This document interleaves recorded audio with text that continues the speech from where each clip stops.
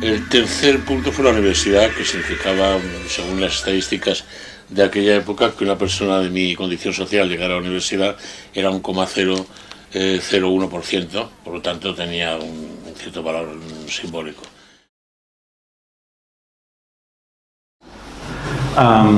En primer lugar, dar gracias a David, a la CEC, por hacerme participar de esta jornada, mucho más entrañable y emotivo que no estar en Londres tratando de averiguar si la señora May firma o no firma un pacto con la Unión Europea, etc. El título del escrito que voy a leer es un poco rococó, algo barroco incluso, y demasiado pomposo, pero son estas cosas que te llaman un día y te dicen, bueno, dame un título, y ni siquiera has pensado todavía en qué vas a escribir. Y se me ocurrió, Praga, Boston, Barcelona, una y trina, ciudad y ciudades en la obra poética, novelista y ensayística de Manuel Vázquez Montalbán. Espero que el escrito no suene tan pomposo. Las muchachas son rubias y nunca sabrán mi nombre ni el de mi ciudad. Así acaba el poema Las muchachas son rubias, perteneciente al libro Pero el viajero que huye. Ni ellas sabían su nombre, ni él tampoco el de ellas. Sí que sabemos el de la ciudad, desde luego, y a ello volveré un poco más tarde. En cuanto a las muchachas, eran poco más que visiones fugaces, como sueños imaginados o entrevistos en medio de una penumbra urbana, siempre urbana, donde acostumbraban a esconderse, o quizás sea mejor decir, a desaparecer. De hecho, como escribió Josep María Castellet en el prólogo de Memoria y Deseo, comillas, la poesía de Manuel Vázquez Montalbán es en buena parte una autobiografía urbana. Y aquellas desapariciones de muchachas fueron objeto de poetización. Ignoramos esas identidades femeninas y aunque o porque las ciudades son siempre mujeres, como escribía Montalbán, son muy relevantes para él y para toda su obra, tanto ensayística como novelística, como poética, incluso periodística. Al final, toda una misma sopa de letras con sabores distintos, sin duda la de más pureza e intensidad de la poesía. Y tal intensidad se transmite como ondas que alcanzan hasta la periferia más lejana de toda su producción. Dicho en otros términos y mucho mejor, como también lo dejó escrito Castellet en el libro que antes he citado, en la poesía de Manolo se encuentran la mayoría de las claves para comprender una obra de múltiples resonancias, claves intelectuales desde luego, pero también personales. El poema Paseo por una ciudad de A la sombra de las muchachas sin flor dice: paseo por una ciudad sin orillas, miente la tarde, espejos, despedidas, humos que denuncian retornos, me deja solo el paso de muchachas alejadas, no pronuncian mi nombre, no decretan mi muerte. Entonces regreso a los artesonados pasillos del recuerdo, pieles, carnes, repletas siluetas en sus cueros, el ruido de los párpados al cerrarse y tal vez el grito literario puso nombre al instante en que fui feliz, a la sombra, siempre a la sombra de las muchachas sin flor. Además de los aspectos formales, una estética de la ruptura que se expresa a través del ritmo y que se caracteriza por la yuxtaposición de frases secuenciales, sincopadas, de forma brusca, que dan una impresión de discontinuidad a un discurso apenas sin puntuación, y en que predomina el collage, como destaca con gran acierto tanto Manuel como Sergio García García, otro de los especialistas de una generación más joven en la poesía de Manolo. Temáticamente el poeta a menudo propone un recorrido por la ciudad, la del recuerdo y la del deseo, una ciudad abstracta que es, a mi juicio, casi como adentrarse en el cuerpo y en la mente de una mujer o viceversa, para intuirla y para descubrirla paso a paso. Pero en los años de la adolescencia de Montalbán, esa es una experiencia más imaginada que real, y por eso quizá llega a escribir: tal vez el grito literario puso nombre al instante en que fui feliz, a la sombra, siempre a la sombra de las muchachas sin flor. Es decir, es el poema, la poesía, la construcción literaria, la que determina una realidad que en principio es más anhelada que palmariamente real, aunque esto pueda ser contradictorio en apariencia con el análisis de sus poemas, que ejemplifican la introspección, la alquimia literaria después de la vivencia concreta. Unos versos de Praga creo que son la perfecta síntesis de lo que intento decir. Como si no supiera llegar a otros cuerpos encuadernados en piel humana, los contemplo desde lejos y hasta nunca me sonríen hermosas muchachas aleladas, corro por aceras que me persiguen y llego al tren en el momento en que las muchachas han muerto en cada ventanilla, como en una fotografía repetible que se marcha. Este poema siempre me ha recordado algo que Manolo me dijo mientras tuve la fortuna de conversar con él a lo largo de varios días en el verano de 1995 para una larga entrevista que se publicaría meses después en forma de libro.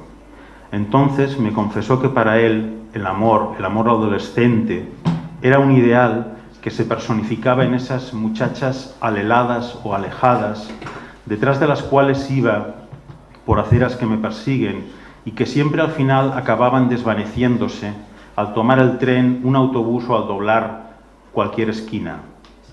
Y no quisiera que con estas breves imágenes que acabo de evocar pensaran en un muchacho que iba detrás de las chicas poco menos que espiándolas. Creo que puedo decir que era todo mucho más inocente, más puro e ingenuo, tal vez sin duda una forma de aprendizaje vital y literario, y al mismo tiempo una suerte de vacuna contra una enorme timidez. Además, como sostiene Castellet, una cosa es el poeta en su poesía, es decir, la representación literaria de su vida, y otra muy distinta, el detalle de la vida de su autor. La identificación ciudad-mujeres, en el sentido más amplio posible de la palabra, un mundo que hay que explorar y descubrir, tanto históricamente como desde los recorridos por el presente, es decir, también físicamente, calle a calle, poro de la piel a poro de la piel, recuerdo a recuerdo. Un mundo, en definitiva, que observar, pero desde el punto de vista del protagonista colectivo en que el poeta se convierte. El mejor ejemplo que conozco de ese recorrido de que hablo es Barcelonas, todo el libro en general, pero en especial el último capítulo titulado Milenio, un ejercicio casi de síntesis del resto del ensayo que lo ha precedido y que anuncia sorprendentemente en alguien como Manolo, que era un pesimista gramsciano, una visión esperanzada de la historia. Seguir por aquí, sin embargo, me alejaría de los aspectos estrictamente poéticos de su obra y nos llevaría por derroteros que no son los estrictamente enunciados en el título este tan pomposo de que hablaba. Vuelvo pues a la poesía y a las muchachas. Y vuelvo a evocar aquel verano de 1995, y disculpen de nuevo la autocita, porque sí que sabemos dónde encontró a esas muchachas, ya fueran rubias o doradas, a veces azules. Muchachas siempre escribe en perpetua puesta de sol, anaranjados pechos, lamidos por el atardecer, apuntan a las ventanas donde agonizan los mirones. Esas muchachas, rubias o doradas, insisto, las encontró en las aulas de la universidad, no muy lejos de donde nos hallamos ahora, pero a años luz de los espacios de su origen, en otra Barcelona que descubriría y exploraría a partir del momento en que pudo salir del Raval. Las de sus composiciones no podían ser las de su barrio, mucho más de carne y hueso, también me dijo eso, y por tanto no útiles ni aprovechables, y espero que esto no suene demasiado machista, desde el punto de vista de la creación literaria, o al menos de la creación literaria que a él le interesaba entonces. Aún a pesar de que les dedicará algunas composiciones que tienen mucho de ese collage tan característico en sus obras, entre la poesía popular, que son las letras de la copla, o esa otra cultura igualmente popular adquirida en cines o en salas de baile a caballo entre la música de Glenn Miller y Bonete San Pedro. Sobre las motivaciones poéticas de sus inicios también sabemos algo más, y es que, como apunté antes, están vinculadas a su personalidad, abro comillas, muy tímida. Esas muchachas doradas o rubias, y aquí quizá debería añadir como la cerveza, porque hay un vínculo casi evidente con la letra de Tatuaje de Rafael de León y Manuel Quiroga, vínculo extensivo en toda su poesía, a referencias de lo que antes llamé cultura popular y, por supuesto, a las de la alta cultura, le servía, digo, esa timidez como vehículo o como pretexto para la elaboración de poemas de amor, incluso eróticos, en que, vuelvo a insistir, imaginaba sofisticadas relaciones platónicas en absoluto reales, relaciones en que perseguía chicas como se persiguen los sueños de la adolescencia, espiando el futuro con inquietud. Y con toda seguridad, en su caso, ambas cosas eran parte de las mismas experiencias y de la misma introspección fundida en unos versos. En sus primeros años, Manolo era, si se me permite decirlo así, un poeta de la experiencia inversa, o la experiencia imaginada más allá de la propia autobiografía urbana de que hablaba Castellet, entre otras cosas porque a una determinada edad era casi incapaz de vivir alguna de las escenas que después sintetizaba y depuraba al escribir, sobre todo el poeta más joven, por supuesto. Y aún imaginadas, esas experiencias eran reales, porque de eso se trata la literatura, de hacer real la ficción, la creación, y el resultado es siempre mucho más enriquecedor y más veraz, auténtico. Y esto que sostengo no es en absoluto contradictorio con lo que él mismo argumentaba sobre su obra. Decía: mi tipo de escritura se fundamenta más bien en experiencias de la memoria y hechos vivenciales, en contraposición a un tipo de escritura culta. Él compaginaba una cosa y la otra. De nuevo abro comillas, volviendo a citar el libro de conversaciones a que me he referido. Yo era muy tímido y me gustaba mucho más tener este tipo de relaciones, las platónicas que he comentado o las imaginadas, si se prefiere así, para poder escribir poemas. Es decir, ya hay una vivencia personal que está estrictamente focalizada en crear literatura, en este caso poesía, resultado de esa timidez de la cual él era perfectamente conocedor. No en vano Castellet llegó a decir de Manolo que, comillas, su timidez era sorprendente, más aún si cabe, y continuó citándolo, en una persona con tanta capacidad de comunicación. Se trataba de una timidez, sigue Castellet, que en sus años jóvenes rayaba el autismo. Sin duda alguna, la poesía fue su refugio. Y esta afirmación me parece clave para entender buena parte de su obra. Hay por lo demás una timidez que yo calificaría de social y de la cual él adquiere perfecta conciencia cuando llega a la universidad, en donde aterriza, me apuntó, como si fuera un marciano. Una universidad donde se encontró con gente de otro mundo, lo cito, de otro mundo cultural, gente que tenía ducha en su casa desde que habían nacido, una biblioteca, teléfono, frigorífico, un mundo de relaciones sociales que implicaba poder viajar, poder salir de Barcelona, poder moverse por la ciudad, algo que para mí era prácticamente imposible. Moverse por la ciudad, esta es otra afirmación clave, diría, porque uniendo este comentario con el anterior que ya he citado antes en dos ocasiones, la poesía de Manolo como autobiografía urbana, desembocamos en el entorno concreto, muy concreto, por el que él se mueve, esa ciudad de que tanto habla y de la cual, a pesar de lo que escribía, sí que sabemos su nombre. Se llama Barcelona, se llama Praga y se llama Boston, pero sobre todo se llama memoria. Barcelona lo es en la inmensa mayoría de sus novelas, en especial las de Carballo, pero también en la excepcional El pianista.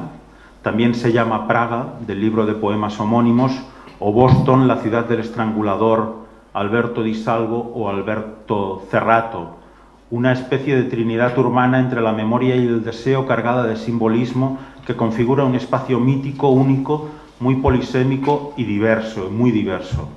Un espacio que no es físico, o que no solo no es físico, 4 azoteas, 4 puntos cardinales, ¿para qué más límites?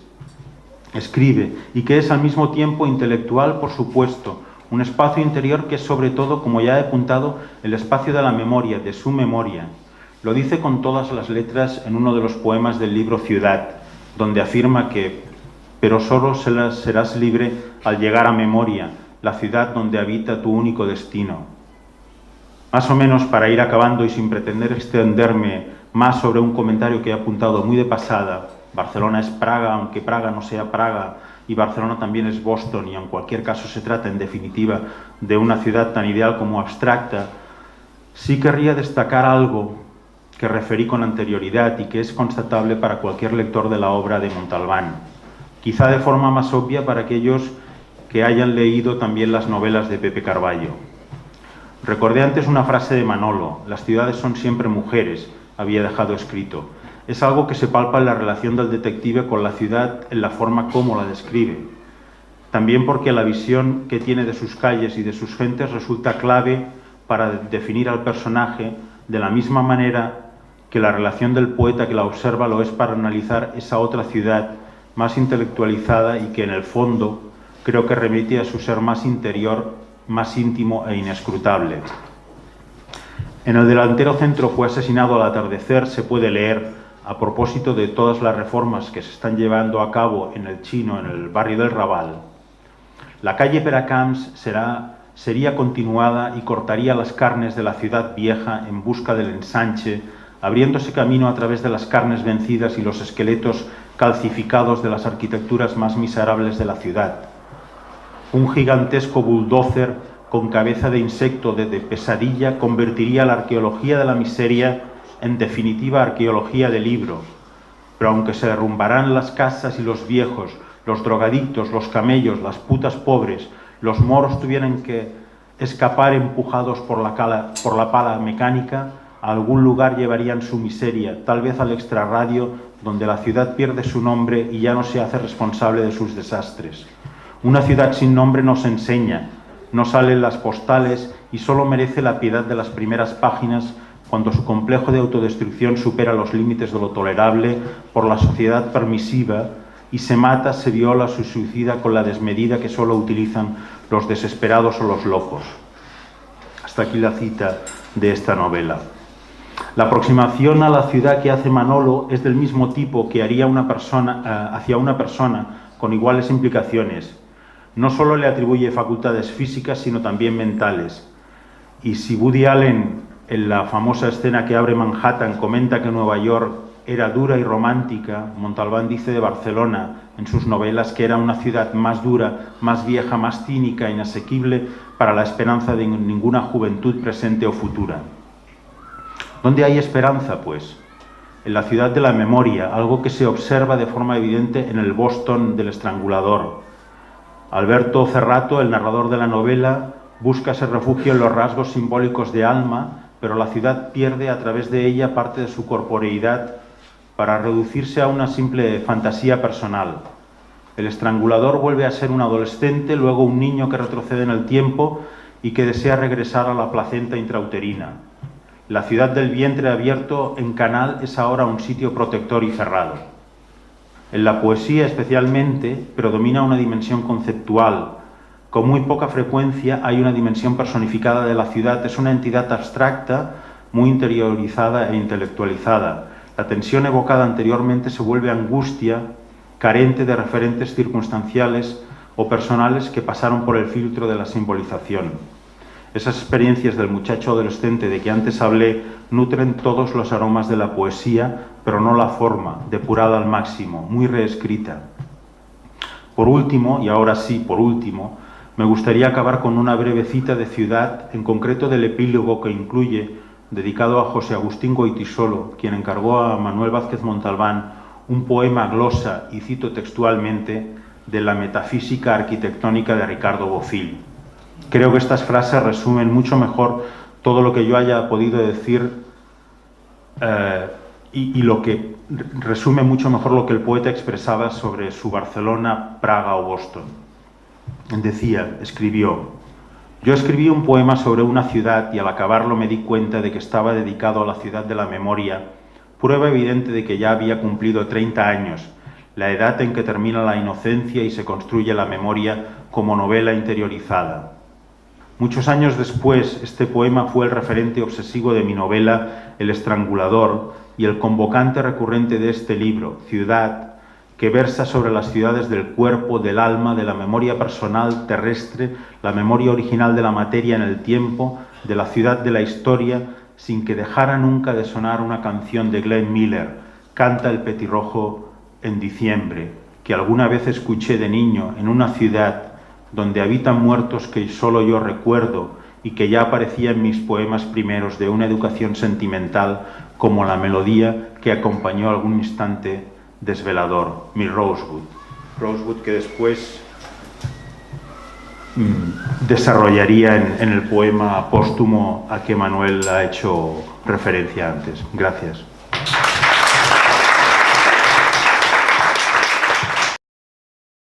Subes por el grito y desciendo al cementerio de tus ojos cerrados, marfiles diluidos, nenúfares borrachos de río antiguo. Subes por el grito y desciendo muerto en una burbuja de vino destilado, abiertas torres y una ánfora romana, oleajes de aceite contra el acantilado.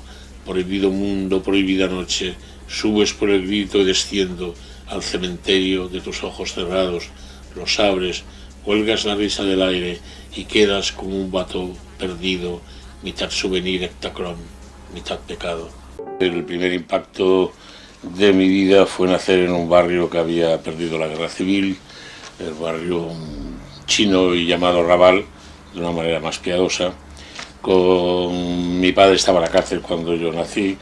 Mi primera salida de casa fue para ver su juicio militar cuando yo tenía 15 días. Las primeras visitas externas fue tratar de comunicar con él cuando yo tenía 2, 3 o 4 años en la Modelo. Es decir, todo esto crea una marca y sobre todo en un mundo que trataba de ocultar la condición de vencido, un mundo de topos, que muchos de ellos no volvieron a recuperar la identidad política o ideológica hasta prácticamente la muerte de Franco.